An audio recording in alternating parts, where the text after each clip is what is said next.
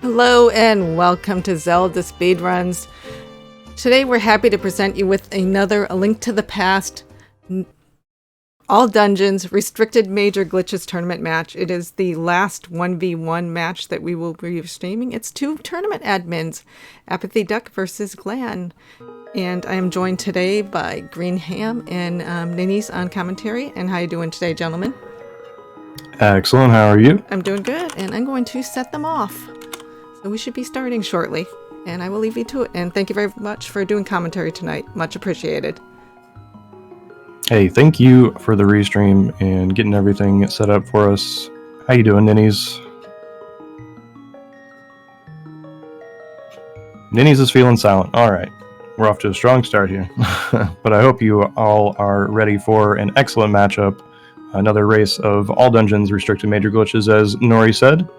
This is the last race of the group stage.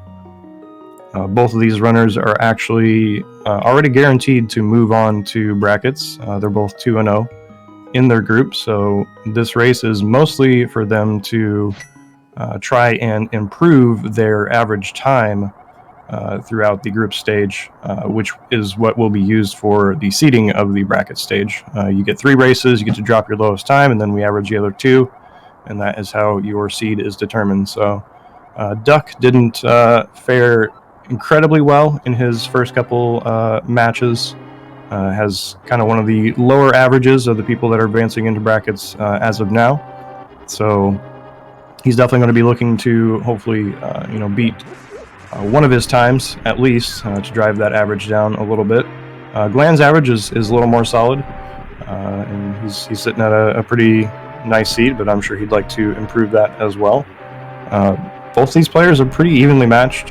They have been actually playing this category quite a bit recently, and both have actually PB'd very recently. Glan PB'd yesterday with a 1:12.42, and Duck PB'd just today, a few runs before this, with a 1:11.18. So both excellent times.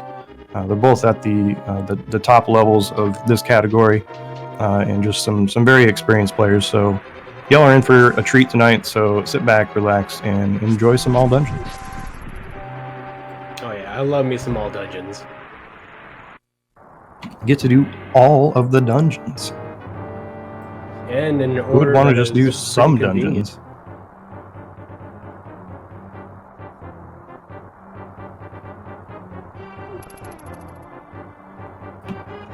So a little bit about this category. You've probably seen a few of these matches, hopefully you have. But if this is your first one, this is, as we have mentioned, all dungeons is the goal of this category. We are to beat every single dungeon in the video game. And then the rule set that we are agreeing to play under here is what we call restricted major glitches, which is a subset of just some groupings of glitches that we ban and then also subsequently allow in this category. And this rule set kind of exists as a nice little friendly bridge between the no major glitches rule set, which is a little bit closer to what people would say is quote-unquote glitchless, and then the completely unrestricted side with that rule set just letting you do whatever you want to the game. But we have this nice little middle ground here, which lets us play the game at least somewhat normally. And, as we're going to see all the dungeons, a little bit of overworld, but we're also going to have access to a few more tools in our kit to, speed up our routing and our ability to actually traverse said overworld in the dungeons themselves. Yeah, what I really like about this category is the dungeons that we get to do, we'll be doing them obviously out of order, but in some of them we'll be coming in with some really useful items that can help us clear bosses faster or be able to clip even better. Yeah, absolutely. That's one of the great advantages of this category is the fact that we're doing the dungeons slightly out of order, and we'll have access to a little bit more powerful weaponry a little bit earlier on than we would normally have it.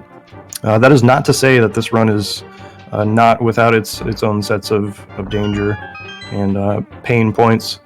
The main one of which that we're going to be first looking out for is going to be coming up in Palace of Darkness pretty early on in the run.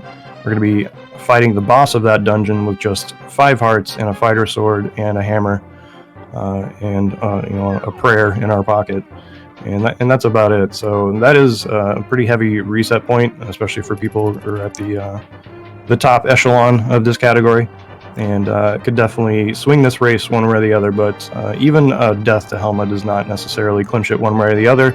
There's a lot of glitches going on in this category that have some risk associated with them, both when hard lock and soft lock potential. So we're definitely going to be looking out for those points along the run.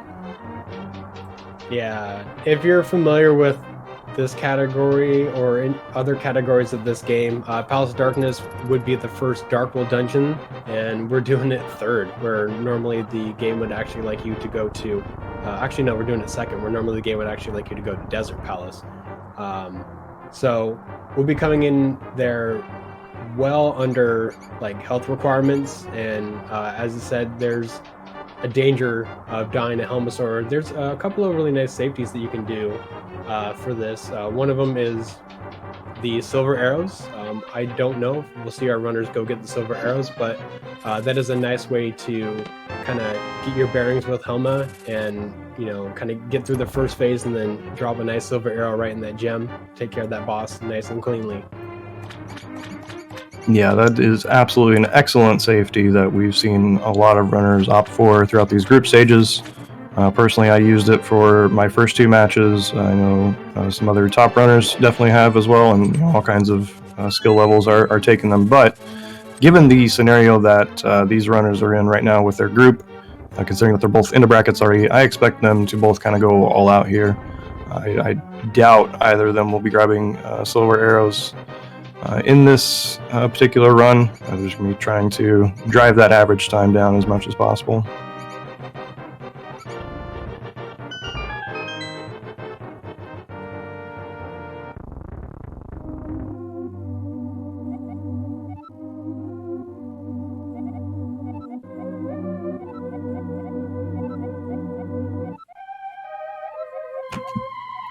But we saw a lot of various things happening to both runners throughout Escape there, but they both pretty much ended up coming out with the same time. So pretty even matchup here already. Escape really didn't matter in this at all, but we will be coming up to our first potential glitch that we'll be seeing in this run, our first major glitch, where these runners potentially will be trying to clip into a wall and scoot around some pixels that would otherwise kick you out in order to get to a vulnerable one, which once you reactivate the clipping of the boundaries that we're mashing our face into, it'll actually wrap you around the screen and thus desyncing Link's position from the camera. And if we do that properly, you'll actually be able to walk straight into Eastern Palace here without even having to traverse the entire overworld. Duck had a pretty solid citrus there, a little bit of struggles with the first time, but really clean on the second. Glan using a few select buffers there to try to slow things down a bit. Does get in there a little bit behind Duck, but still a pretty solid citrus clip overall that can definitely save you a pretty good chunk of time. And then it looks like Glan's system glitched out. Yeah, that looked really He had weird. a hard reset. That was really strange. I've never seen that before. I'm going to guess it's a console issue of some sort. He's still trying to reload the ROM. We may need to talk to Duck here and see if we can get maybe a quick reset.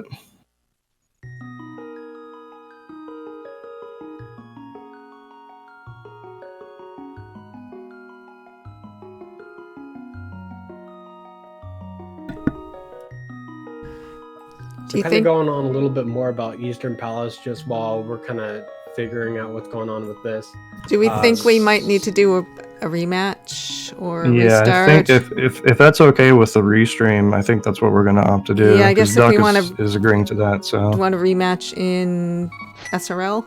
Yeah. Okay. Yeah, so we'll have them both quit out of the race, and then we'll rematch this up. Okay. So bear with us, folks, and shout-outs to apathyduck for being a true competitor and sportsman, and agreeing to reset with obviously an issue that was outside of Glan's control there. So hopefully it doesn't happen again.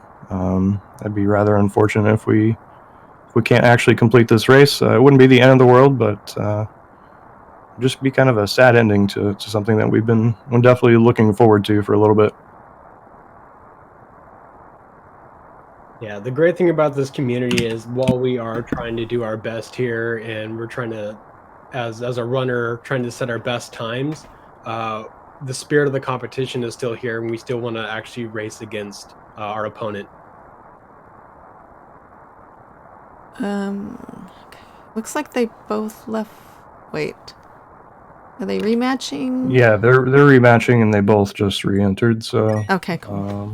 Let's see. we should be able, after they ready up, I guess we'll be good to go again. I'm going to reset the timer. Let me fix things up.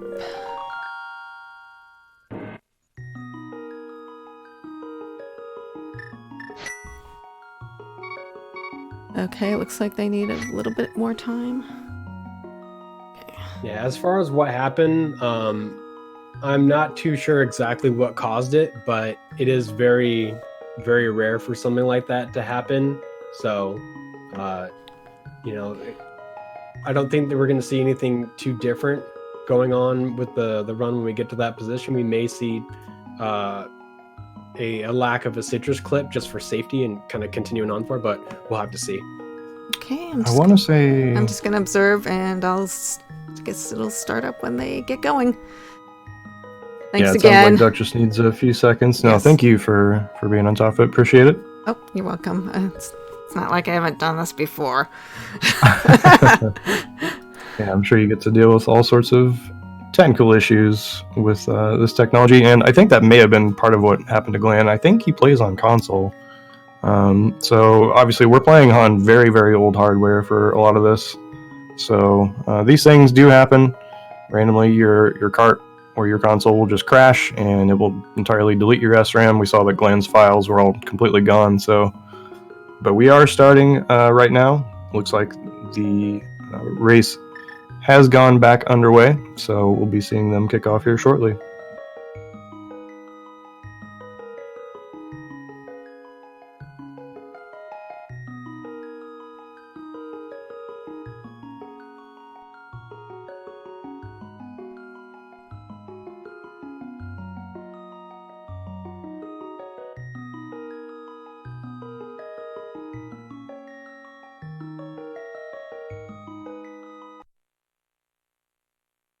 Oh no.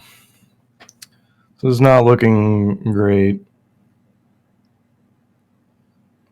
Yeah, he's he's struggling with the hardware right now, which I can absolutely sympathize with.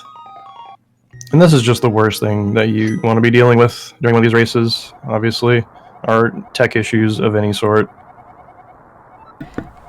We want to start again because it looks like Glan's a little bit behind.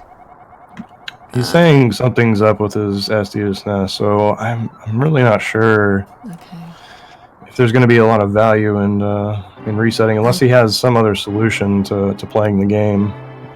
Maybe if he has... it doesn't look like he actually has the card itself. He's playing on an SDSNES.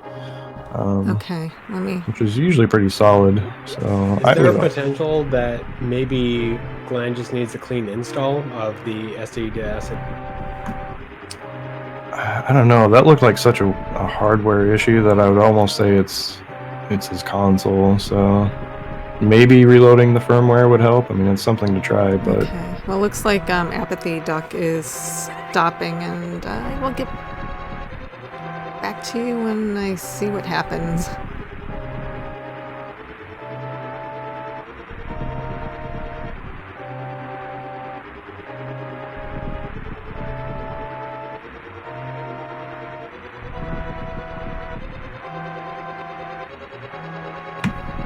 Yeah, thanks for sticking with us here, folks, as we get these issues sorted out. A few things to talk about while we're waiting here.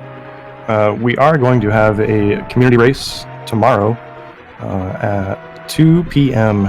Eastern Time, and that race will be happening mostly for...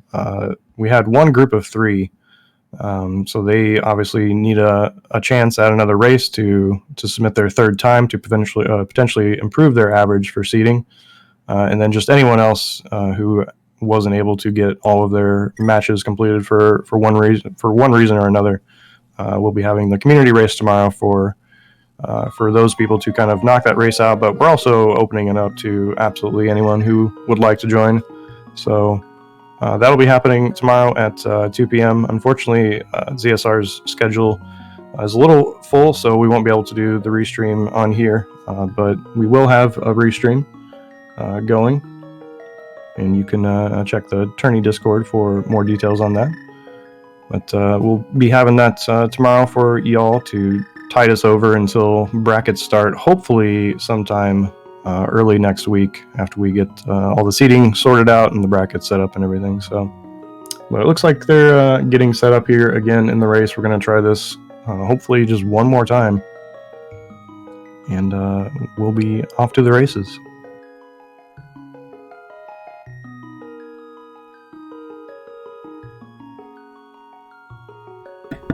Okay, hopefully third time's the charm. I'm feeling good about this one.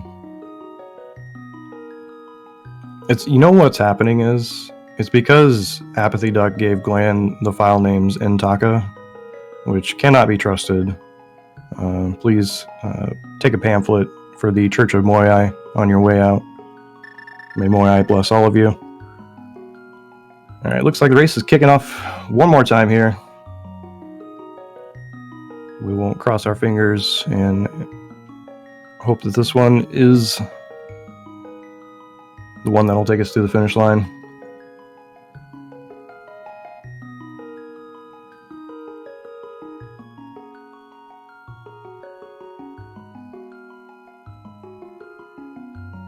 Big praise out there.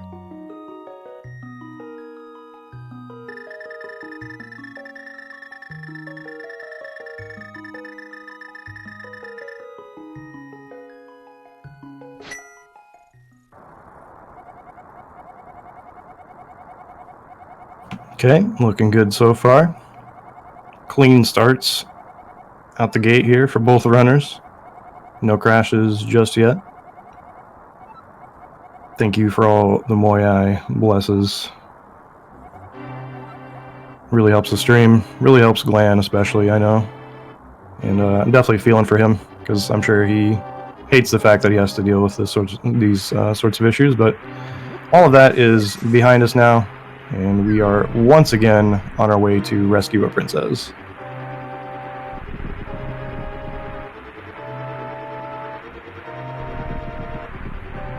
So if you're just joining us, this is a Link to the Past All Dungeons tournament race. We are going to do all of the dungeons, not necessarily in the order as the game intended it to be, but we're going to be having a lot of fun in clipping our way through this game, foregoing some items, and showing off this fantastic category.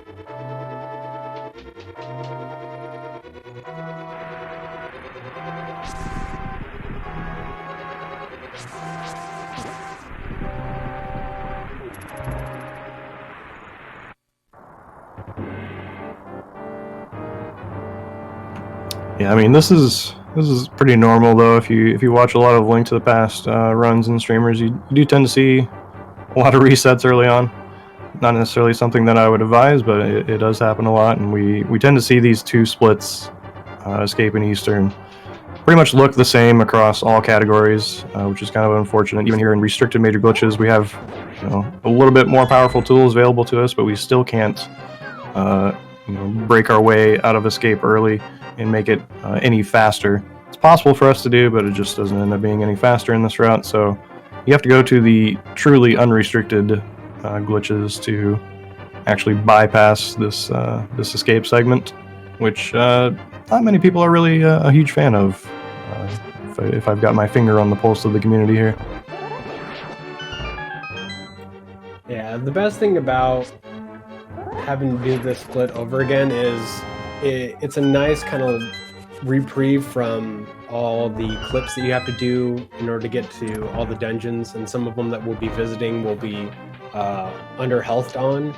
So it's kind of like a nice way to relax, refresh, get your head right back into the game. As much as we don't like doing it, I like to view it as a bit of a refresh and reprieve.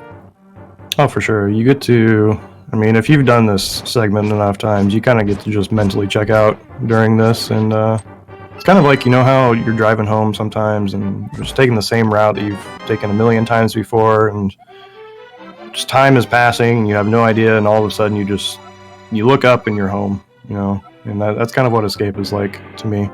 You walk into sanctuary like, oh, I guess I'm done with this now. Remind me not to take road trips with green ham. You can trust me, I promise. Well, I mean, as long as you're not driving home, right? I mean, I'm not gonna fall asleep or anything, you know. I'll get us to where we're going. Okay, I'll just have to make sure to have good banter so that way you actually don't fall asleep at the wheel. There you go. Or just, you know, solid tunes. That's really all it takes. Oh yeah, the good jams.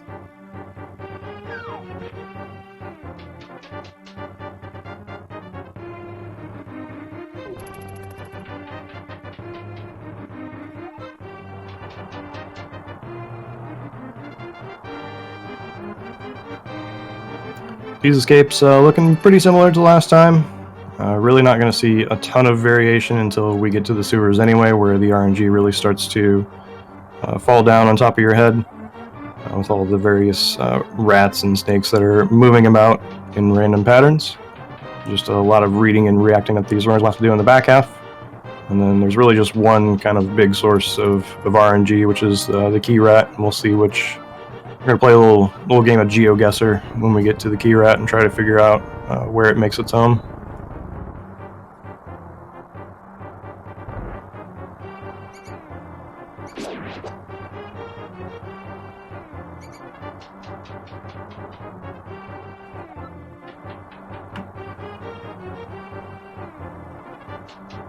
We're looking good so far on the tech issues.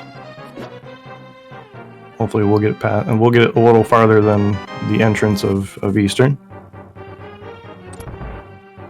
Because after that point is when the category really starts to open up. Because after you beat Eastern Palace, you get the pendant, which allows you to get the boots, which allows us to go fast, but also gives us access to some of those major glitches we were talking about earlier, and allows us to do some teleports pretty quickly.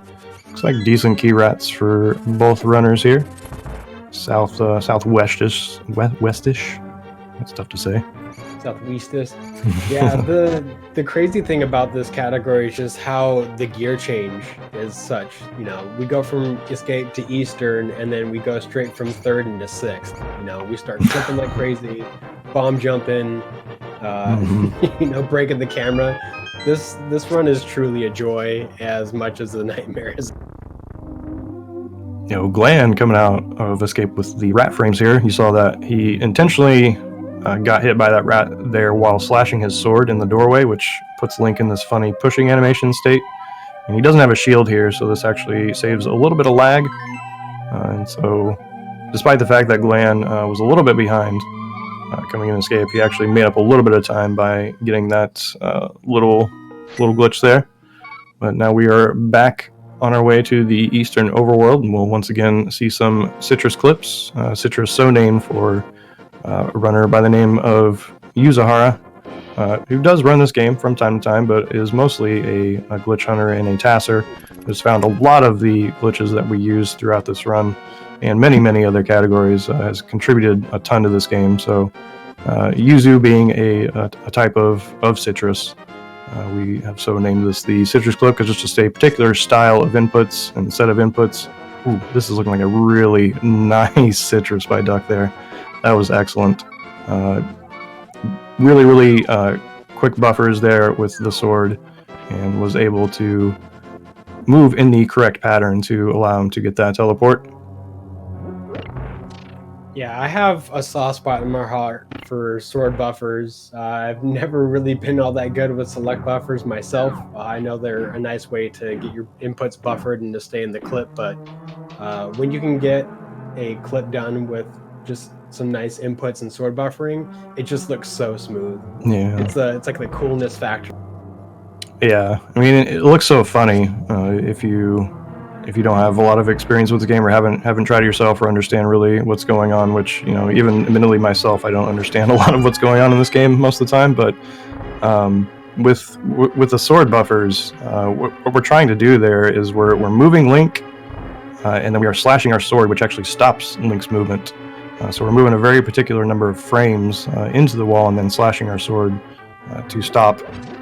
And then, you know, re-engaging the movement pattern once we're ready to do so. And there are a variety of ways you can do that to stop Link's animation. You can use the sword, or you can use the select menu in that way. But we're just trying to control our movements such that we are able to do that clip. Nice little high five there as our runners are making their way through Easter.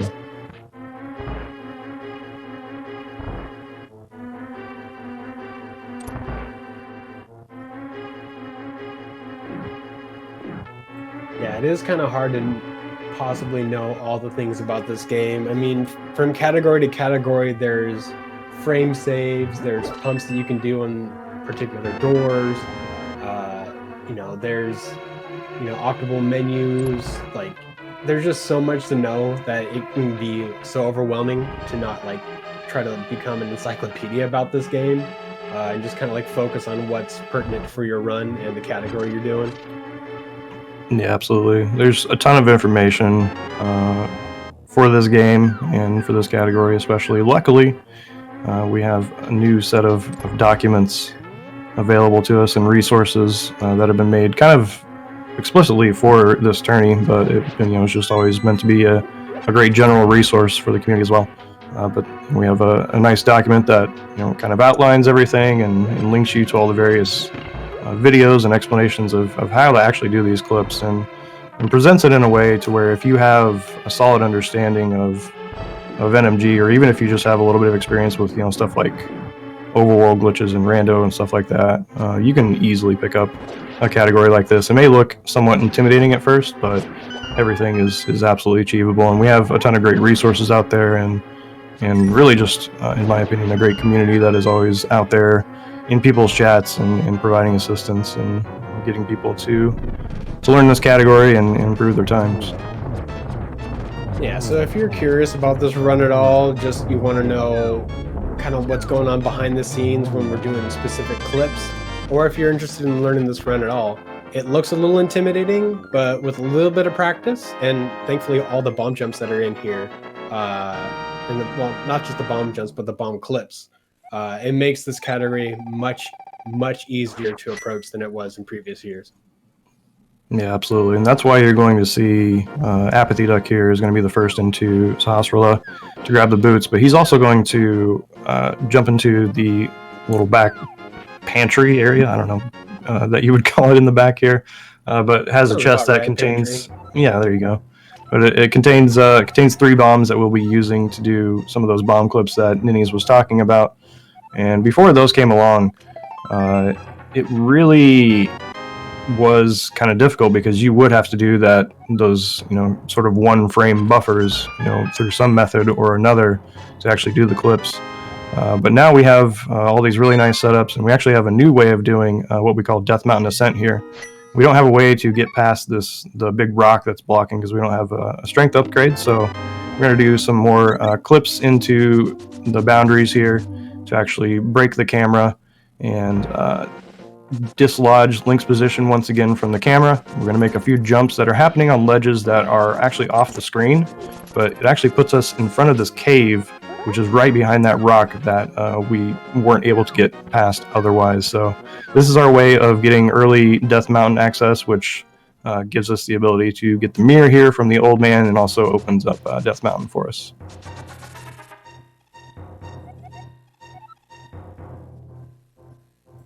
So coming up soon, we're going to see another way to kind of get up to this cave. We're trying to get to a specific cave on Death Mountain that has a corner that leads us straight into Palace of Darkness.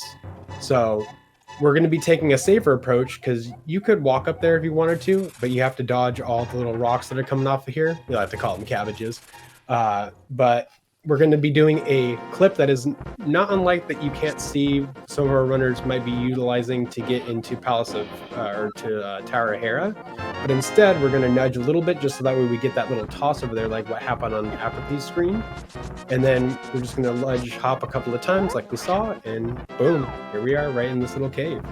Yep, and now we have our first bomb clip here where we're going to dash into this bomb as it's exploding, which just throws us into the wall, reactivate the clipping, and this throws us into the screen that is just below this, which the game is on one single map. Everything that's in the underworld, all the dungeons, and a lot of the indoor areas are all on a single map, and the overworld is kind of its own separate thing. So we can actually abuse that fact a little bit by clipping through walls that are, just above an area of a dungeon that we're trying to get into.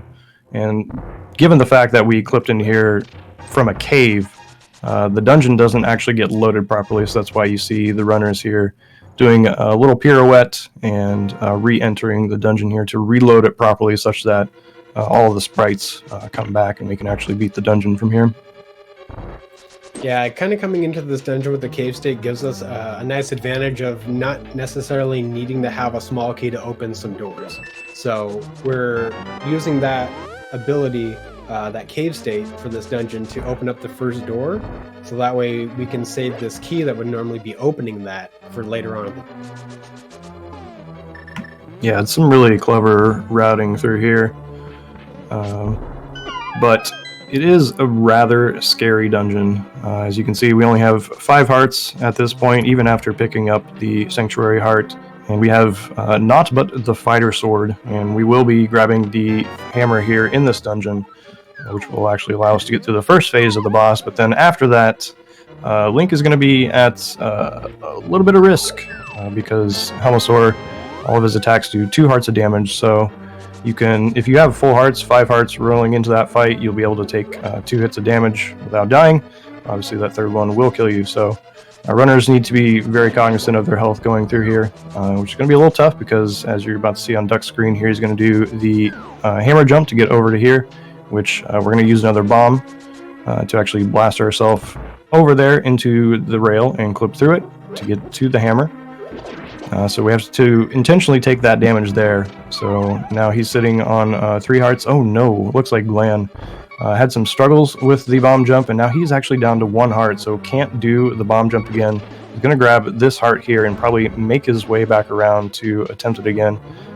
Really actually heads up knowledge there to know where that heart was, so he can actually go back over and re-attempt this hammer jump again. That is going to give Duck a little bit of a lead here rolling into the end of this dungeon. Yeah, there's really not a lot of spots that you can get health in this dungeon. As you saw apathyduck pick up 2 hearts on those left pots there. That's really like the next refill that you have, but Apathy also got a nice lucky drop from it. The little helmet sword right there is enemies have different groups, and those groups have different packages, and when you kill an enemy, it has a chance to essentially drop the item that's in its package. Apathy got lucky and was able to get that heart. Unfortunately, Glan did not. It just kind of shows more of just like how this game has so much RNG, just not only because of the fact of like enemy movement is going to be different, but also the drops when you really need them. It's going to be really interesting here because as we were just mentioning with the health situation, Glan is sitting at 4 hearts here. Normally you would be able to take 2 hits and still fight Helmasaur, but obviously if that happens to Glan, he is dead. So he was only got 1 hit to spare to Helma here. Just kind of a, oh, what a drop. Wow. Coming in I was clutch actually thinking there. if Glan was going to pick up the arrows just to play Helmasaur a little bit safe, but that is a really nice. All right, we got a holy shit in chat from Duck, so I'm excited to see what this fight is. It could be an amazing fight, or it could be the complete opposite other direction, but this is looking like pretty good RNG so far. Helma is walking down at you, which is what you want to see, allows you to break that mask a little bit faster, doing some hammer dash pokes here. That was an incredible fight. Holy moly. I mean, he got really good RNG, but he also handled it incredibly well in reacting to Helmasaur charging down at him and almost pinning him against the wall there. Really, really impressive Helmasaur fight. Not even taking a hit of damage there. Got to be feeling good after that one. that's I think my first time seeing the hammer dash strat there. I'm not too sure how that works. I know that the hammer dash it'll do damage as it goes through, but you don't have the advantage of like with the sword, it'll kind of push it out of the way. But how does that actually work? Yeah. So the reason that you saw Duck doing those hammer dash pokes there was not necessarily to hit him with the hammer afterwards with that, which takes a very tight cancel, but it's actually to increase the size of the hitbox of the hammer as you're going for those hits on the jewel here, which actually is a very tight hitbox. So we're going to see Glan, does take a hit, takes a second hit from the tail. That's really unfortunate and very tough to deal with. No fireball here, so he's got an opening to finish off the last 3 hammers, surviving the Helma fight. Definitely didn't want to see a death here. This race is definitely still within contention, even though Duck has opened up just a bit of a lead here so far. Yeah, Glan had a little bit of a rougher fight, but just goes to show you like how prepared both of these runners are. Even with a little bit of like a very scary fight, getting hit twice in close succession, definitely sending me in a little bit of a sweat, but Glan kept the cool and just really kept the aggression on and was able to really show us some good skills here.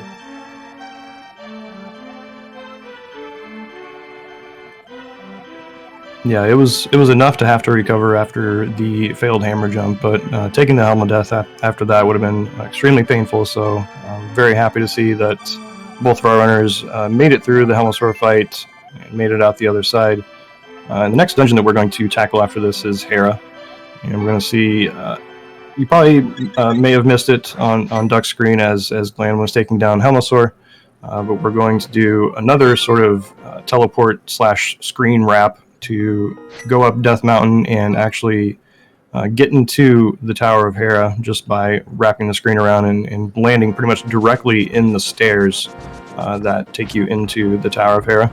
So you see Glan doing this clip over here where he's using the boots to actually do what we call dash buffering into that vulnerable pixel there, and reactivates the clipping to send him around, and then he's able to walk into Tower of Hera. And you're going to be seeing that clip a number of times throughout this run, because it's pretty handy to start at the bottom of Death Mountain, be able to clip up to the top, and then just walk out of Tower of Hera to get to wherever you want to go from there.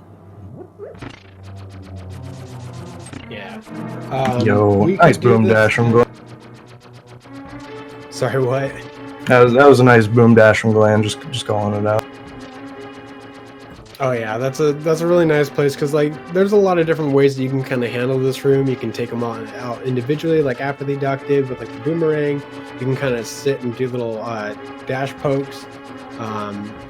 We've seen a couple of runners do the indoor spin speed with the pot. This is a nice way for you, just like if you can get the boom dash, it just kind of gives you a nice little break for a couple of seconds. Let you stretch your fingers, wipe away any kind of like sweaty palms, all that nonsense. Yeah, it's one of the few auto scrollers in the run, so nice to take that little break here. But we see Duck rolling into the Moldorm fight right now, and since we went into Palace of Darkness early, we have the hammer, which is a lot better weapon to have, you might imagine, than the fighter sword. Ooh, the hitbox is kind of weird on the tail here, and with the hammer especially, it's kind of funky, but only takes 3 hits. We get to bypass the enrage phase of Moldorm, so it's really a great fight to experience, especially if you've gone through the pain of fighting him normally with the fire sword. Yeah, and we could have came here before Palace of Darkness for an extra heart, but coming here with the hammer is a lot faster, safer, but we do have to come to this dungeon in order to get the moon pearls, so that way we can progress on to the rest of the run. We're basically doing our dungeons in this order, so that way we can pick up the equipment that we need the fastest. That way it allows us to access more of the game and continue on this clipping adventure we have. Taking a little bit of trouble there. That was unfortunate. Yeah, that's really rough. RNG there with the Kadongo shooting fire at you. But over on Duck's side here, we're seeing, so since we got up to Death Mountain a way that the game did not intend us to, we kind of have to get back down Death Mountain in a way that the game does not intend us to. So that's why the screen looks a little odd here, just due to a weird palette loading issue. But trust me, we're going to be in the same Thieves Town / Gargoyles dungeon that you know and love.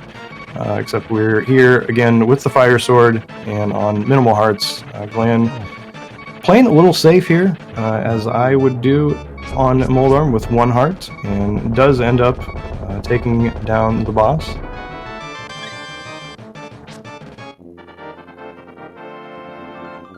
It's not going to be losing too much extra time there as a result, but Duck is on a pretty good pace so far here through Hera. This dungeon, though, doing Thieves Town this early can be kind of scary. You know, it's mostly due to the fact that we have the fighter sword. Usually, a lot of the enemies would die to a dash, but that is not the case here. So, have to be a little careful. Have to do a few slightly different strats here and take a slightly different path through the dungeon than we would normally otherwise. Yeah, and for both of these runners, they're safe to say that they're pretty up to date on the pathing that we're gonna have to do for blind. But the real danger is actually just the dungeon itself. There's a lot of movement, and there, especially in the first couple of rooms, there's a lot of enemies kind of hidden underneath those pathways. So navigating this dungeon without taking a lot of damage is really the tough part about Thieves Town right now.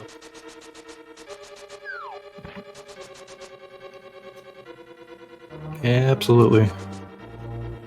So we saw Duck use a bomb there. Bombs are actually incredibly important throughout this run. We use them for bomb jumps, we use them for bomb clips, and we need as many as possible in this early segment here. So that's why you saw after both runners came out of Tower of Hera that they had the maximum number of bombs possible.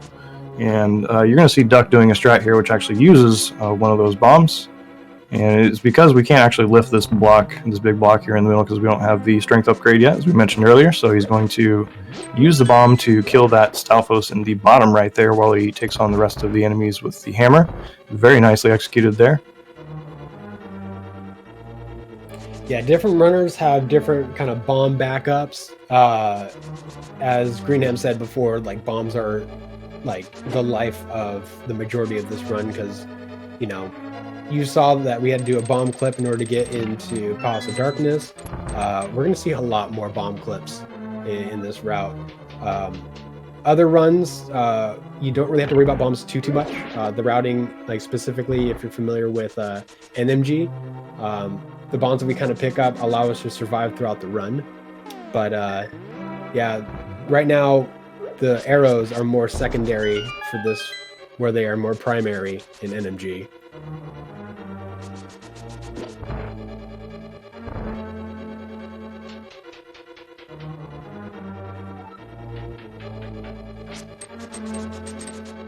So we're going to see a nice scripted fight here from apathyduck. So we have to be a little bit closer because the fighter sword is a couple of pixels shorter. We would normally have the master sword here. It's important for that phase 2, and apathyduck showing the bonk strats that get Link in the good position so that way you can take on the third phase. Only taking 1 hit, but as said before, if you can take out the first 2 phases without any damage, the third phase is really trivial. Best part about this is this fight only really needs to take 3 damage from any source, so it is unique in that sense that other Dark World bosses you cannot slash with the fighter sword, so it's really nice that we can take out blind this way in much the same way we've practiced in other categories.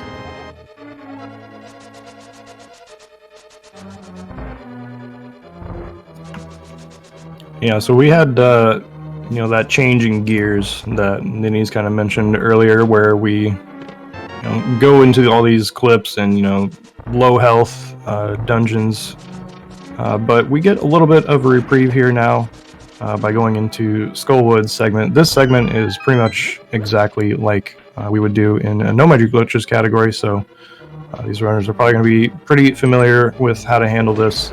We'll be getting the Tempered Sword and pretty much doing the dungeon exactly the same way as we would. There is one small difference, though. We don't have the book yet, which we need to get the Ether Medallion.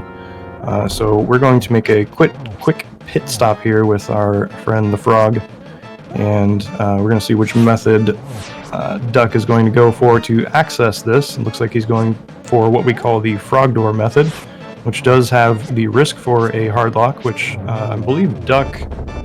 I think he hardlocked in one of his races, actually, and ended up with a not-so-great time as a result, because if you don't save and quit out of it, puts you pretty far back to before Hera. So hopefully he doesn't press A early here. Looks like he's good. He's talking to the frog while standing on a rock. Everything's fine, and we're on our merry way.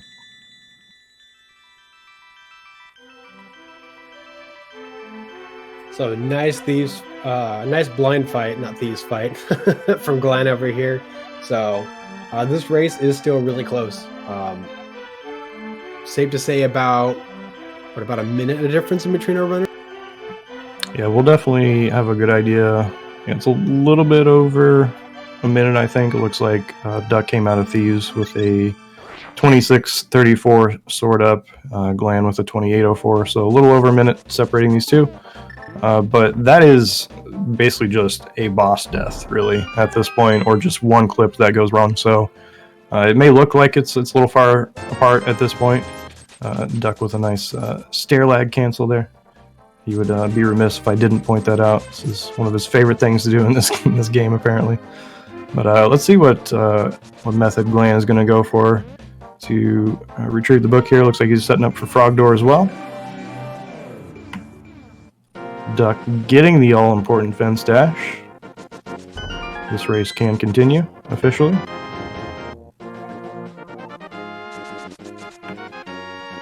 Alright, let's hope Glan doesn't press A too early here.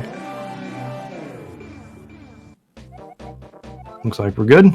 If Glan would have, you would see Link get shot down to the bottom of the screen there, and if you're not holding select after that conversation is over, the game will hardlock and you'll have to reset, but don't have to worry about that here, which is excellent for the prospects of this race.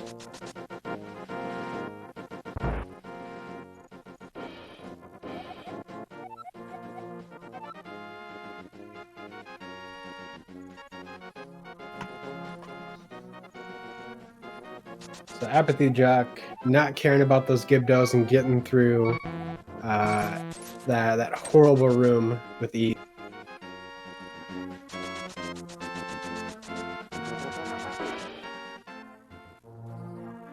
So Skullwoods, as Greenham said, we get to do it pretty much just like NMG. So we go into the first room to get the big key, just so that way we can go into this door, do a bomb jump over, and then we're gonna get the fire rod. And then after that, it's pretty much just the final little hurdle of just getting our way to Mothula.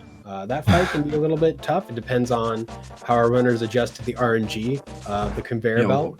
But I have a feeling that they're going to have no problem at all. Glan getting the fence dash as well, so all tied up in that department. Nobody going to be losing 3 minutes to the other just by getting that, so we're all set here. That rock not being kind to Glan, though. We got the fence dash. Why are you underneath the... Man, Duck got that bomb drop from the beetle dying to the spike because it got hit off the bumper, but I would have gone back for that just to have the security of another bomb, but Duck did not see it the same way. He is on a pretty good pace here, so I have a feeling he's focused on playing his game and trying not to get too distracted by anything else that's going on. Really nice mummy hellway coming out of Duck there, going for the optimal cipher strat there. Very well executed.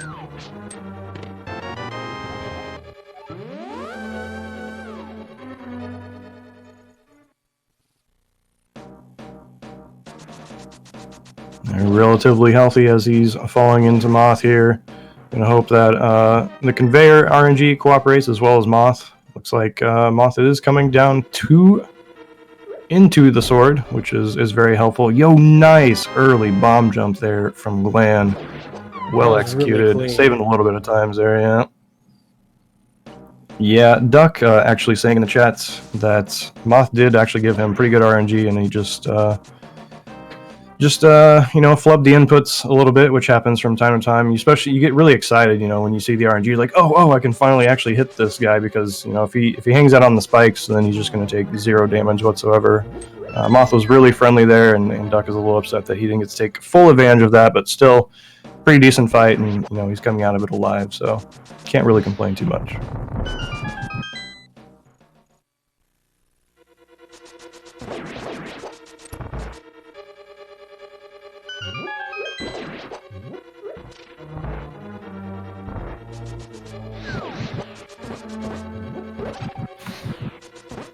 very clean mummy hallway for Glan as well.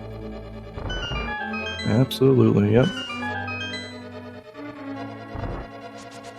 So Duck is coming out of Skullwoods now here, and the split we are on is Desert Palace, but we need to make a few pit stops first. He's going to be doing that Hera clip that we talked about before, so we just get a brief glimpse of Hera there as Glan is falling into the moth fight. Not sure if he got the double poke there or not, but he's using the fire rod here to try to get Moth to come off of the spikes, which does work pretty effectively and is able to take him down.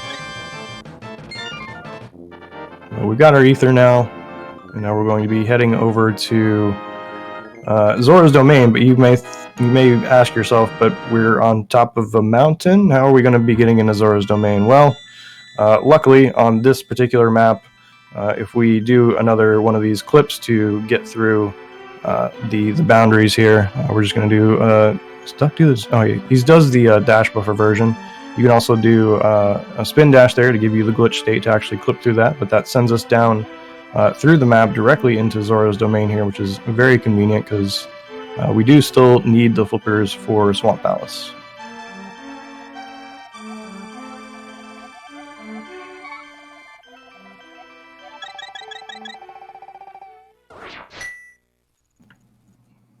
Alright, so Glan is actually saving time on his split, so he's actually, even after that the events in pod, he's been keeping it relatively close, and now he's actually gaining some time back, so Duck is going to have to continue playing solid from here.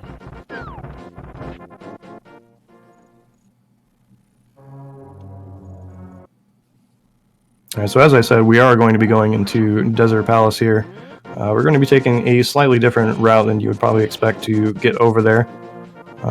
We actually can't flute to the inside of the area where Mire is located because we never pick up the flute in this category. So we actually kind of combine two dungeons into one here by going to the Desert Palace / Mire area while in the Dark World by executing a few of these clips here that Duck is showing off.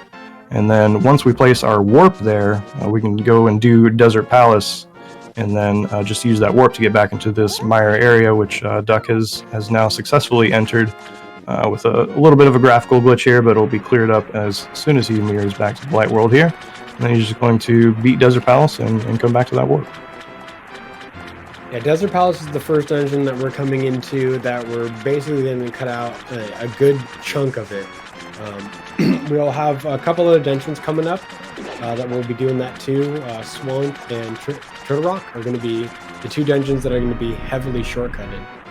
That's just another one of the beauties about doing this run is, you know, you get to come to certain dungeons a bit overpowered, and you get to skip entire chunks of dungeons that you may not even want to run at all. Yeah, it's really just a brilliantly routed category, and it's one of the reasons that I do enjoy running it so much, just because it's very efficient in its routing, and you do get to skip a lot of the more painful parts of some of the dungeons. So kind of one of those things is happening right here, that now that Duck has the big key and we already have the mirror from the old man, we can just mirror back to this entrance. Looks like Dusk can go for a little spin speed here. Does get it, doesn't jump off, which wouldn't be the biggest deal in this category because there is a clip to get back up to that area. You wouldn't have to necessarily go through the front half of desert again, but looks like both of our runners did opt to do the bomb clip out of that bomber screen area, which was a screen that is an absolutely terrible screen in this category, but we didn't actually have to talk about it much because our runners actually made it through rather cleanly. So still really solid gameplay coming out from Glan here, even after those early mistakes, which is always really, really impressive to see the mental recovery.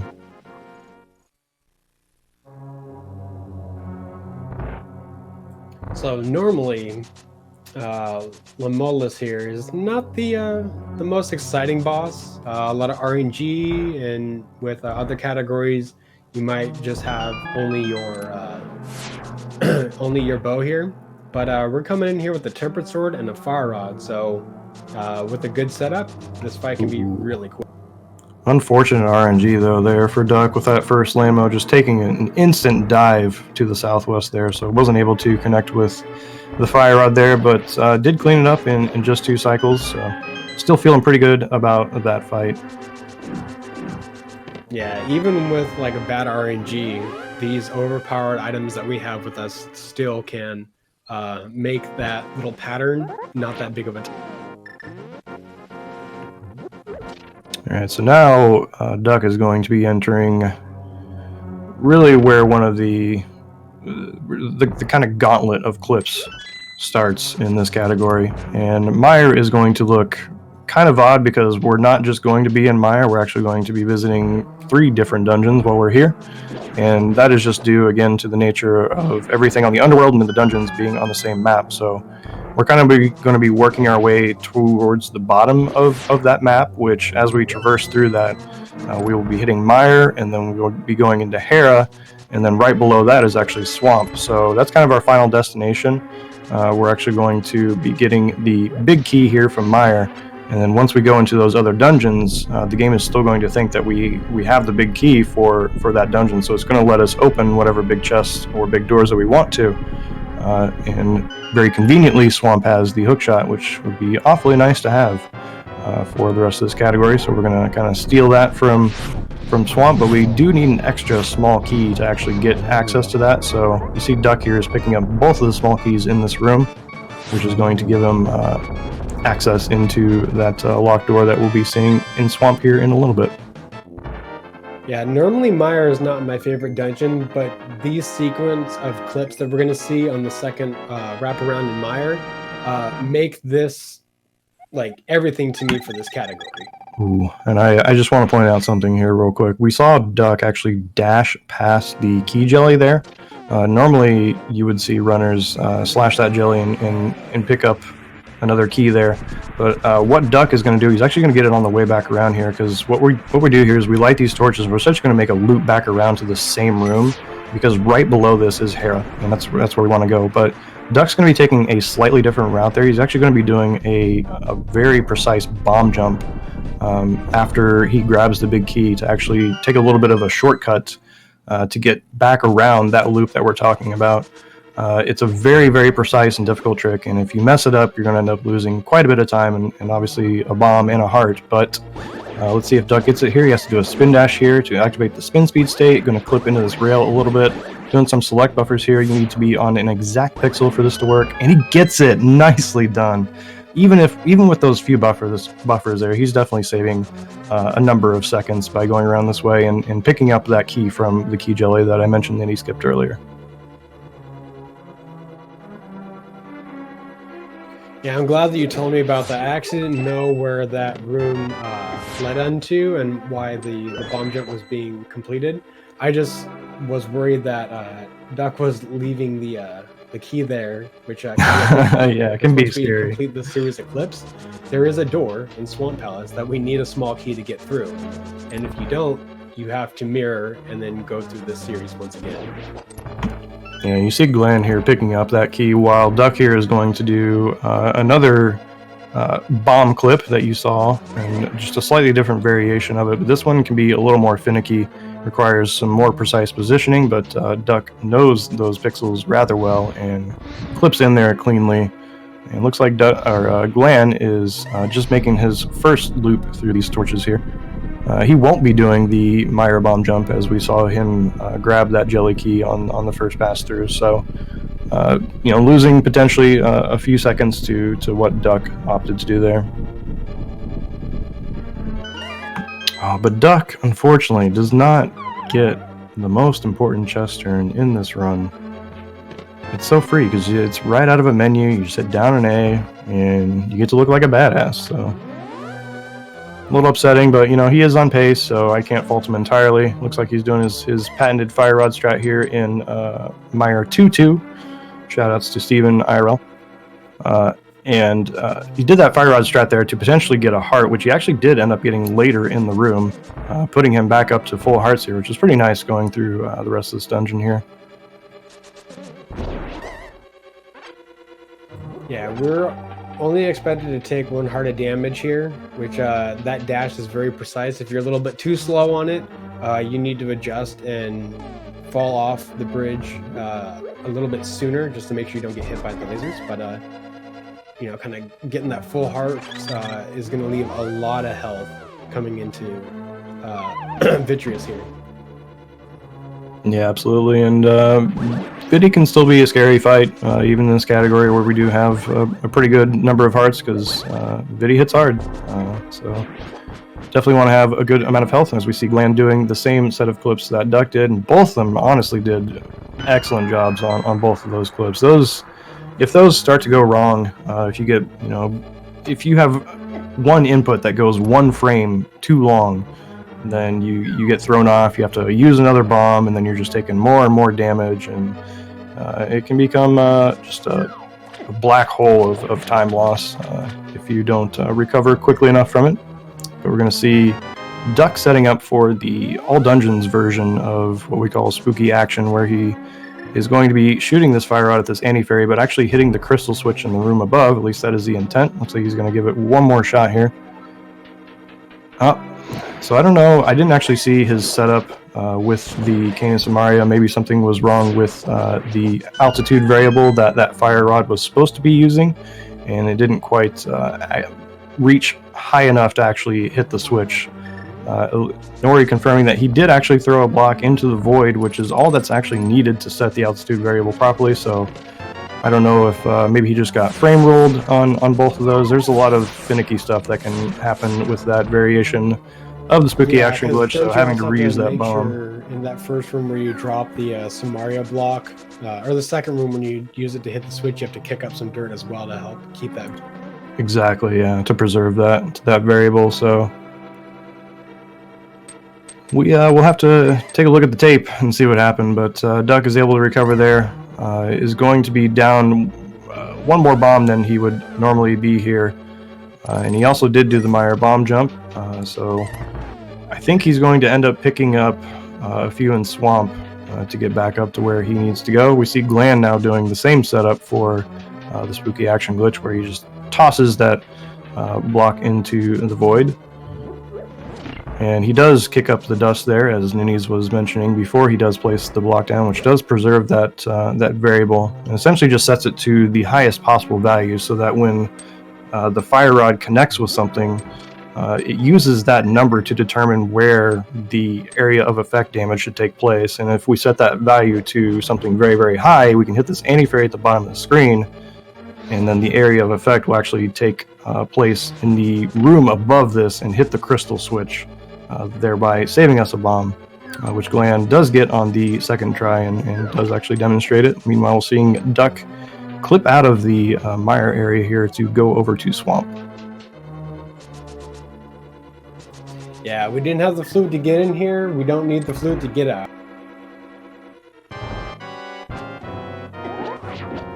I'm going to keep an eye on Glan's Vidi fight here. Make sure he manages his health properly.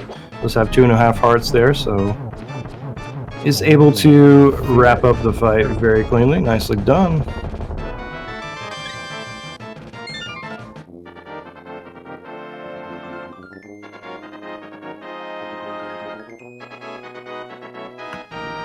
So Swamp normally is a pain in the ass in most of the categories that we play it. We have to do a lot of backtracking, and we have to go all the way over to the west side to actually retrieve the big key.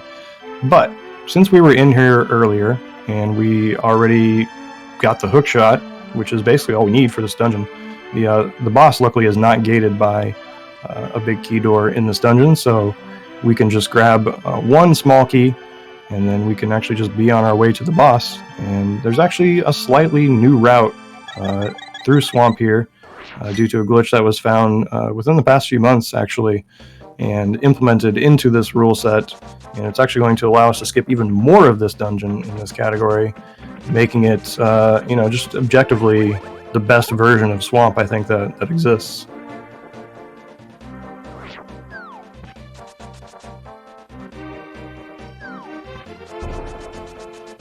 And we're seeing Duck head now into the room where this glitch is going to be taking place.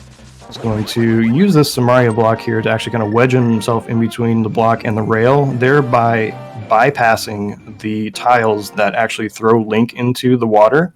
And so we just kind of skip over those, and it looks like we're running on top of the water, but that water doesn't actually exist. And all we did was just run past the tiles that would have actually thrown us into the water. So kind of a clever use of mechanics and abusing the physics there.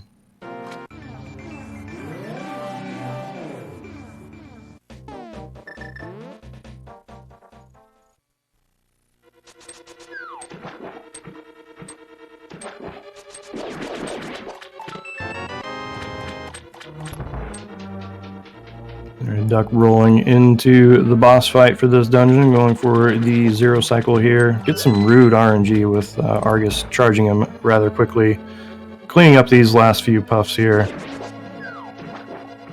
hooking the Argus body several times in frustration, perhaps, but does finish up the fight.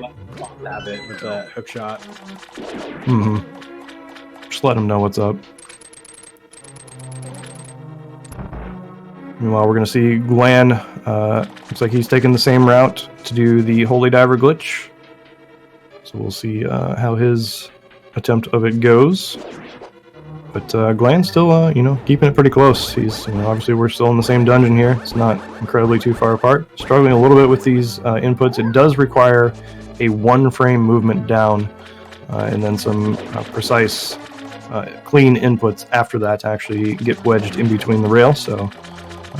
It is a pretty difficult trick. The inputs can be a little bit awkward when you first learn it, but I think eventually, probably by the end of this tournament, we'll see people not struggling so much with it anymore and doing those clips pretty cleanly.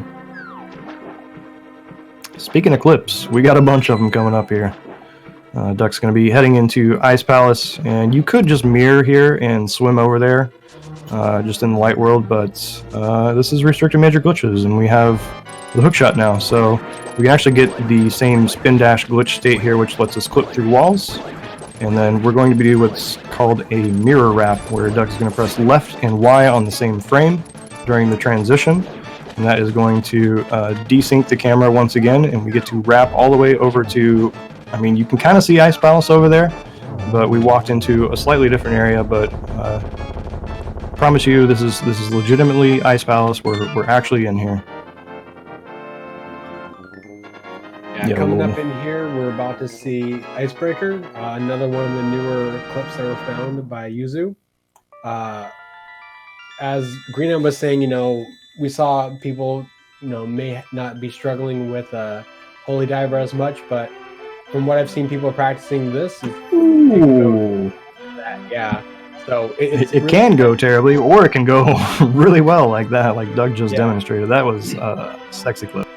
It's really crazy to see how, the beginning stages of a clip, how people are working on just trying to get the mechanics of it, learn inputs, and then just get comfortable with it. And then once you're down with the mechanics and you understand what's kind of going on, the evolution of it where it just gets that smooth. A nice spin clip here into the stairs as well by Doug, getting the right side. No damage there taken. But yeah, you're absolutely right. When people first pick up those clips, it can kind of look a little bit like a baby deer learning to walk for the first time, and just people kind of slashing wildly at a barrier, desperately trying to get through. But then, once people kind of get more comfortable with it and with the inputs, you get clips like what Duck just had, and like what Glan is demonstrating here with the Ice Palace wrap, which can be a very scary wrap, because if you walk too high on one of those screens, you actually end up hardlocking the game. So luckily that didn't happen, and we got Duck rolling into the cold stair fight now. Yeah, the Icebreaker clip, along with that clip in the beginning room of Ice, really cut out a good nice chunk fight of by Duck there.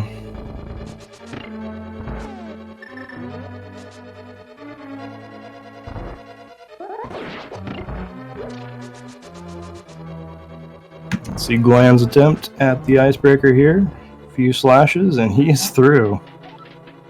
God, it looks so good. Yeah, it's really nice when it's nice and smooth and clean like that.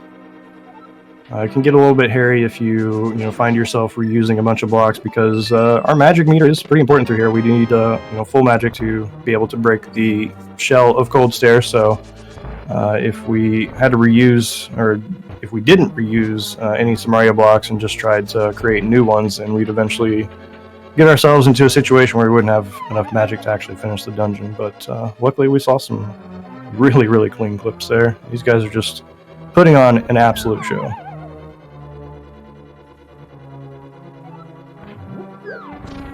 And then we have the hardest swim in this category, maybe the game. I don't know if there are many more difficult swims than this, but swimming is just wonky in this game, and that was actually very well controlled by Duck.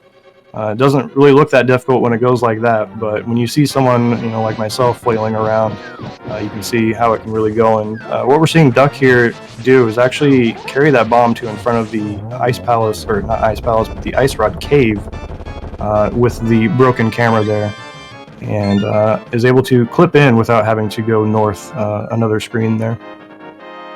Glan had a very, very nice fight with Cold Stare.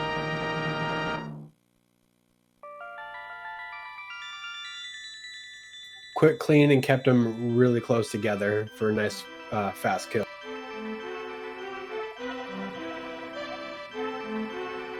Yeah, Glan's still just having a really, really solid run.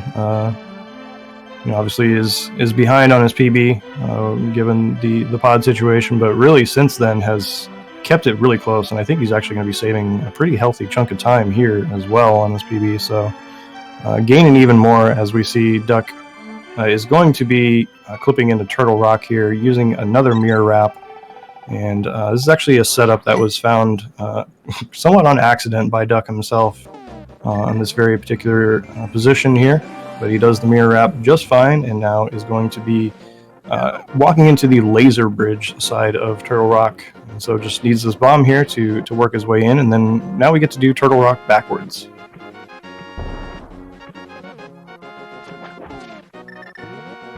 Yeah, probably the best way to do this dungeon.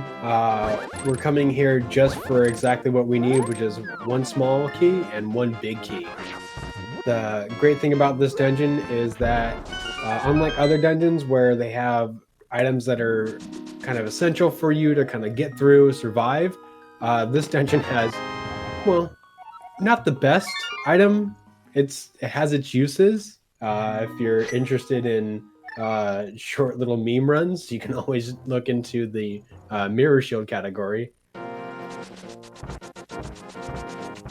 But yeah, not going to be helping us much here in this run, but you see Duck is getting to experience the joy of doing Turtle Rock backwards, which does not include one of the worst rooms in the game, which is the Chain Chomps room. We get to completely bypass that, and even that double Pokies room there that we saw him just walk through is an absolute breeze compared to what it's normally like. You normally have to deal with several different RMGs in that room, but really in this category there's only two we got to worry about, and they're both really easy to deal with. So one thing we do have to be kind of concerned about, something you can optionally do before you come into this dungeon, is talk to the old man to actually refill your hearts. Neither of our runners chose to do that. It does lose, somewhere like between 5 and 7 seconds, something like that, to get that refill. And both our runners trying to really push their times down here, so not going to be taking that safety.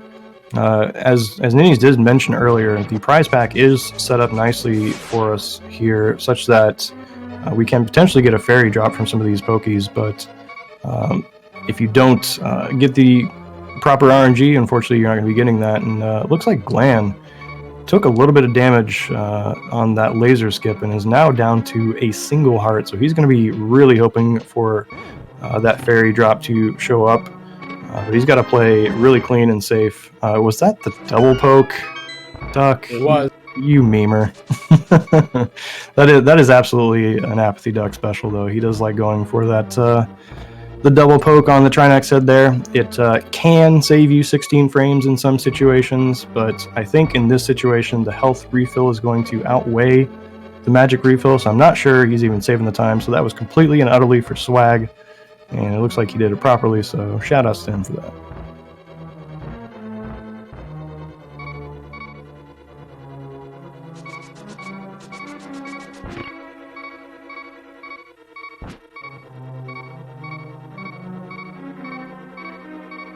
Ooh. Glan. A lot of Oh, Glan, please. Oh, this is such a terrible situation to be in now, especially that he's gotten hit by the bunny meat. I would just walk out and reset the room here. Oh, boy. Okay, get a drop here. No drops whatsoever from that Pokey. That is rude. Come on, video game. That's Give him twice a that break. Glan denied a drop that is rightfully deserved. Yeah, and with Pokies, you've got at least two 50-50 chances, because you'll at least always kill two parts of it, I'm pretty sure. So getting really, really unlucky there to not get a drop, but he's still chugging along with this single heart. See, he's going to be doing a very nice peg puzzle room strat here, getting the iframes there from the peg so that he doesn't actually take damage from that anti-fairy, and then dashes through. Going to be picking up... No, dude, no! Oh, what is this video game? Why does that happen? I don't understand, is dude. so rare. That is so dumb and such... Dude, this game sometimes... I mean, obviously Glan was just... He's doing the right thing there. He's a speedrunner. He's trying to go fast, you know? And he's just trying to really cleanly put down that block and get onto the platform, but just walks onto it a little bit too quickly for the game to figure out. The game's like, hey man, you're going too fast, slow down, sorry. And that's really rude and in an unfortunate way to die. But luckily, you know, we do have that respawn point of coming in the back way through the laser bridge, so it's not as bad as having to go from the front of the dungeon, but still it's just very unfortunate. But he's recovering pretty nicely here. Yeah, that is the benefit of kind of coming into this dungeon at the end of it. Not like we don't want to see any of our racers lose time, but it's nice to be, in the event that does happen, really close to the bottom. Yeah, at least minimize the pain at least a little bit. But we got Duck. We didn't even get to see the clip that Duck did to get into Ganon's Tower here, but interestingly, it's faster for us to... We do have all the crystals that we would need at this point to open up Ganon's Tower the normal way, but it actually ends up being faster for us to just save and quit out of Turtle Rock and then clip into it using all our fancy glitches and tools that are available to us. So that's exactly what Duck did. It looks like he opted to not get the Old Man refill for this segment as well. He's actually pretty close to his PB. He's only plus 14 after Turtle Rock, so if he has, you know, a really good end game here and gets some good RNG at the end, he actually is on PB watch here, I would say. Maybe not with this Ice Armos though. That is really unfortunate and may actually have some implications. Oh wow, that was actually an excellent save. That can go so terribly. You know, we're on ice and we're trying to use the bow and arrow and fight all of these rotating, bouncing boys, and be very scary when that starts to go wrong. But Duck actually recovered there nicely. We're actually getting to see the clip into Ganon's Tower here on Glan's side, if you look at that.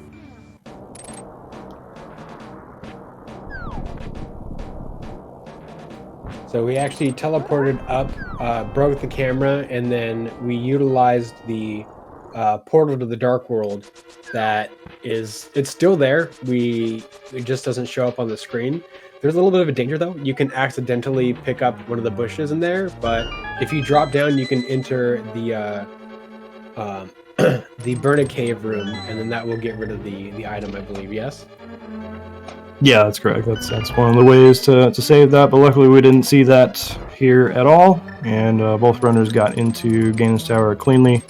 Duck having some really nice rooms on his way up here to the Gauntlet. Had some really nice clean Mimics rooms, and now we're going to see how he fares with all of the various RNG that the Gauntlet can throw at you. Glan is in the same dungeon, still not too incredibly far behind, and anything can still happen in these last few dungeons here, and especially there's this major source of RNG at the end of the run here that both runners are going to have to contend with. So Duck seems to be managing his health pretty well through here. Is now into the final room of the Gauntlet. Just needs to finish off both of these enemies, and then is going to be on to the second refight of this dungeon with the Landmos. And we obviously again have access to the Fire Rod, so we're hoping for a one-cycle fight here. Very nice RMG, very nicely handled. That is what we want to see every single time. Yeah, the tough part about ice armos is the ice and the physics. So while we're trying to set up in like a particular spot so that way we can kind of do the fight, much in the same way we saw at the beginning of the run at Eastern, sometimes when you move left to shoot your couple of arrows left, you can actually drift a little bit too far off, and I believe that is what happened. Meanwhile, Glan here, showing us how it's done, is actually going to make up a little bit of time on Duck there on that Ice Armos fight, because he had a nice clean fight there. So gaining a little bit of time here towards the end of this run.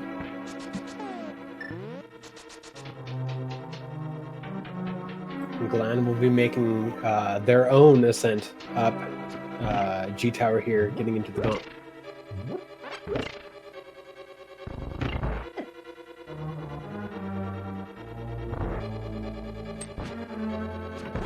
Nice mini Helmiki strat there from Duck. Does put him down to 3.5 hearts. Can be a little bit scary here towards the end in the Agatu fight if you get some bad RNG. With the blue balls and such, they're going to be fired at you. You can definitely take damage from those, and dying at the top of this dungeon is punishing. So we definitely don't want to see that happen. We saw Duck actually opt out of taking some more damage there in that bomb wall screen, just to preserve a few more hearts for the end of this dungeon. And then after this, if you'll notice, we haven't actually completed all of the dungeons yet. There is another one that we haven't touched yet, which is Aghanim's Tower. So we do actually have to maintain our health and our life through that dungeon as well. So he's going to be looking to preserve these 3.5 hearts.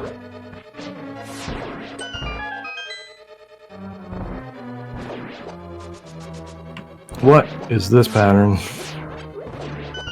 Yeah, playing it, a little bit safe there, understandably. Oof, yeah, another really rude pattern there. Just not a great way to handle it, especially if you have to stand right in front of the real Aga, which can fire out those blue balls, and just getting terrible RNG by losing both of those 50-50s and getting those blue balls there, making the fight just a little bit tougher on him.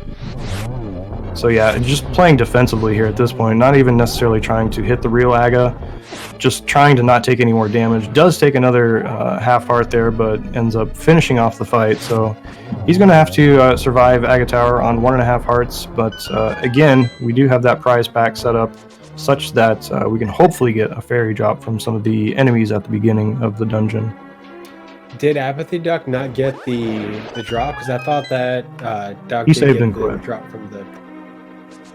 Save and quit resets the prize pack, and since you save and quit right. after Total Rock, yeah, he has a fresh prize pack now, and it should have Heart and Fairy as the next 2 drops that he sees. Taking damage from the barrier. Man, do you just Death Warp here? I don't know. Probably not. All right, you're gonna be seeing some Fire Rod strats coming out of Duck here. There are a few different ways you can make your way through Aga Tower here. Ooh, getting into a little bit of a battle with that guard, but does end up getting that fairy drop that we were talking about, and so it's going to be breathing a sigh of relief, as I am right now, that he actually will survive through the rest of this dungeon.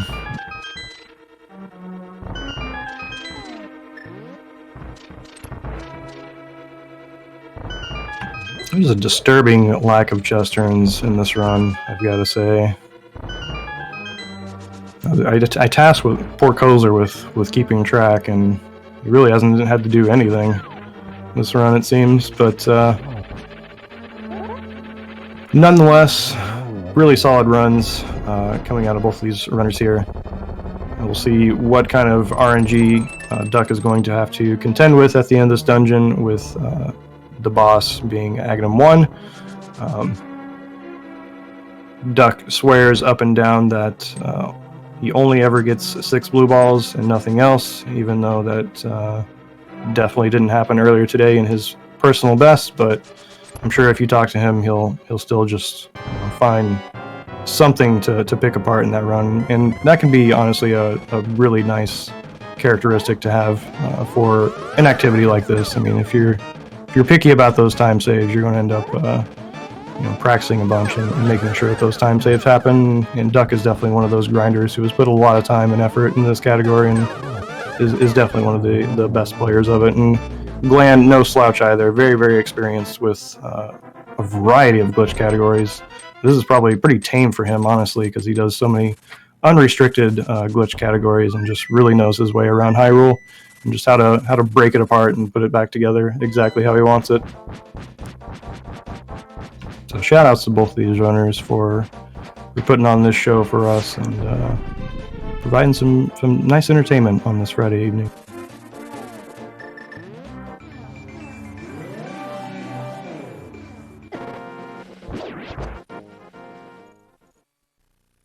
Alright, let's count them up. First shot here is always guaranteed. Next three are going to be 50-50s as to whether they can be an energy shot that we can actually reflect back or a blue ball which will lose us 6 seconds. Clean RMG so far. No blue balls for Duck. Wow, clean first cycle here. Could this be... I think we're getting a little bit of spoilers here in chat. Apparently Duck has upset some deity that is in control of blue balls here. I'm guessing he's going to get debated. He's going to go 0 into 3.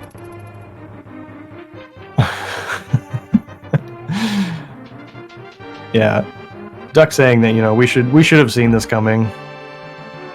That it's him, and he's just always going to get the rudest RNG possible. Woe is me, everyone. Please heap your pity upon Duck.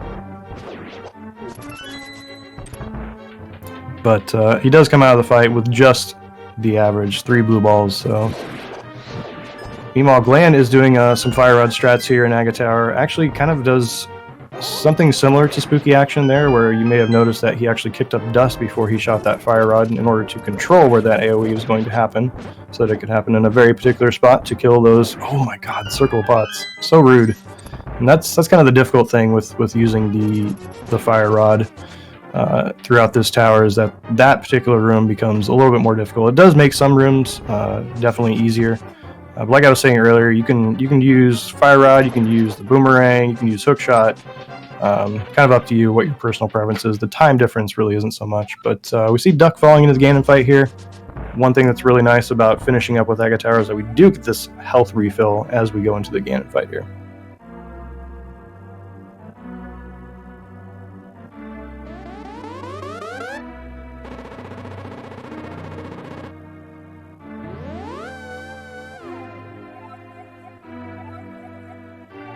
Duck really letting Ganon have it here. Yeah, you feel pretty comfortable in this fight, having the full health, so really even taking damage. Oh! And of course, stuff like this can happen, where you actually get a little too overconfident. You're like, I can take as much damage as I want. It's fine. Nothing bad can ever happen here. But Duck gets a little too comfy with that and ends up missing one of the hits on that phase to actually send him into the next one, just because he ran into the fire bat so many times. But is back on his feet here, got the torch glitch. He is into phase 4 now. Spinning Ganon's going to take 12 of these to finish him off. Meanwhile, Glan is dealing with his RMG over here. I'm not sure how many blue balls he's gotten so far. It's at least one that I've seen.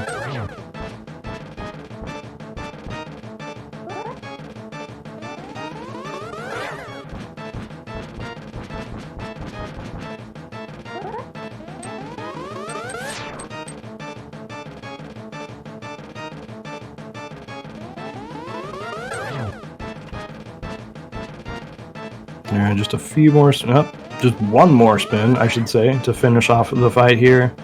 And Duck is going to be finishing up with a really nice time that he should absolutely be happy with, but I am 100% certain he will complain about when he gets in here. But he's going to be rolling in, looks like a 1:11.47 based on his splits. Official SRL time was a 48. That is a really solid run, though. That is definitely going to help his average out for the seedings, for bracket stage. He did previously have a 1:15 and a 1:21, and now he gets to drop that eyesore of a 121, replace it with that 111. Definitely going to bring down his average a lot and put him up there for the seeding. So GG to Duck. Also, it's really unfortunate Glan getting 7 blue balls on Come the on. That's rude. I mean, come on. Come on. Come on. It wasn't 6. It wasn't. Seriously, who? What thing did I piss the fuck off? But you knew it was coming the entire time. I knew it was anyway, coming. So I knew. So it wasn't a surprise to any No, of it was us, not. really. It was not a surprise. But nice run, dude. GG. Always good to see a 111 on there. So, Yeah. thanks for the tunes too. I have your game audio up. I mean, I still had to do it. Oh, as good as that started, wheels kind of came off there as soon as that spooky shot went off. Yeah. After you had to recover there and unfortunately use the bomb, things were a little bit downhill. But honestly, a really solid run leading up to that point. I mean, a lot of the clips were really solid, and I'm pretty sure that citrus was hot. Yeah, to I'm start pretty things sure off. this is. Yeah, this is best split, except for Eastern. This is best split times up to desert. It's 11 seconds better than my best desert split time. 4 seconds better than my best pod. An 1808. Previous was like 1812. That's pretty ridiculous. Nice, dude. Yeah, you're definitely on a tear. Holy shit, that Helma fight. That was disgustingly good. I mean, he fucking gave it to me, but holy shit. He was friendly for sure, but I mean, you handled it really well, especially at the end when he kind of was charging down towards you.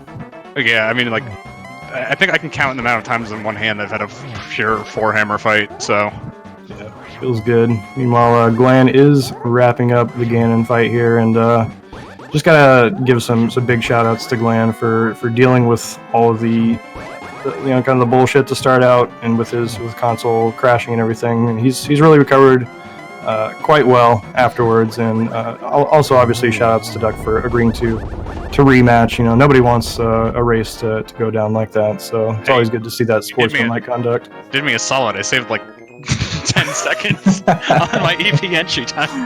Yeah, maybe he screwed himself. We'll never know. But Glan rolling in here, finishing up the fight. Looks like a 1:14.39 on his split. Still a pretty damn decent run considering how it started out. So get your GGs in chat for him as well. Yeah, that's a solid run. Yeah, and I think it looks like that is going to replace one of his group's times as well. So he will also be decreasing his average for seeding, which is pretty much was the goal of this race, right? I mean, you both were already into brackets, so basically all you were looking to do at this point was just improve. So I came into the second to bottom seed with a matchup against Airy scheduled, and so you saved your own ass essentially. Kind of wanted to get away from that one a little bit. Yeah. I mean, one of Airy's times I think was worse than this, so I'd have a shot, but yeah. That'd be, I think Airy would be more mad than I would be. He'd be a little pissy, I think. But I'm actually gonna blame all the console crashes and all of the BS that started this race on you, because you gave Glan those cursed file names of Entaka, and it was downhill from there. Yeah, I'm gonna have to drop a hard agree with that one. I thought of that 2 weeks ago, and I've been so excited for this match. Yeah, GG Glan, nice run. Way to finish it out after a not so great start. And dude, I mean, you really came back quite a bit against your splits, and even gold at ice, it looks like. So nice recovery. Yeah, I was playing well in the mid game for sure. My PB actually is a pretty strong mid game, and I still saved a lot of time on it. I was definitely playing well. Pod went really badly, and Hera too a little bit. Yeah. So question: I looked over at your pod at one time, and I saw you walking down on the left side, and I was like, "What the?" I was like, "This is." I was sure. I was like, "Where is he? And what is happening?" And I saw some concern in chat, and I was like, "So what happened there?" I placed the bomb up in hammer jump, and I only had 2 hearts, so I had to go get a heart and then walk back around so I could try it again. Why not you have an extra key? Just go through Dark Maze. That's got to be faster. I didn't because I skipped the chest. Oh, okay. Well, don't do that. Yeah, it's really unfortunate. All the times that we were hoping that Glan would get a package drop, they were all denied. So didn't get the heart from Little Helmasaur on the bridge like you did. Didn't get the berry from the Pokies in the room right before you head into getting the big key in Turtle Rock. So it's just it was just like a lot of things that like that 50-50 were just not going your way, Glenn. Yeah, you got screwed 100%. And especially on that bullshit right before Trinex when you placed the platform and walked through and fell. Like, what the hell, dude? I'm like, okay, he's probably gonna skip the heart because, you know, like, what difference does it actually make? But then that happened. I'm like, well, shit. Yeah. I wasn't even mad. I was actually dying of laughter. I was upset, but looking back, it was pretty funny. But I'm glad you took it well, and thanks to both of you for putting on a really good show to close out the group stage of this tournament. I am very excited as to how brackets are going to be shaping up here. So, and obviously both of you are in and will be a part of that. So what are your thoughts and hopes and aspirations for brackets for each of you? We'll start with you, Duck. I came into this wanting to get to about top 8, and that's still about where I'd like to get. And it's going to be, I mean, like I said, I had a 118 average coming to this. There's just so much stuff that can happen. Like consistency is not what I'm known for. So try to work on that a little bit, I guess. Right on. What about you, Glenn? Just take it as far as it can go. Yeah. I don't really have high expectations, but we do have this is double elimination, so there will be a bottom bracket of the main bracket, and we also have a secondary bracket for the people who got knocked out of the group stage and didn't make it past that. So we'll also be having that going on simultaneously along with the main bracket stages. So there are going to be a ton of races going on, including we also have a community race that's going to be happening tomorrow at 2 p.m. Eastern Time. It's just going to be a way for people to join in and make up their final race time if they need for the groups for their average time proceeding.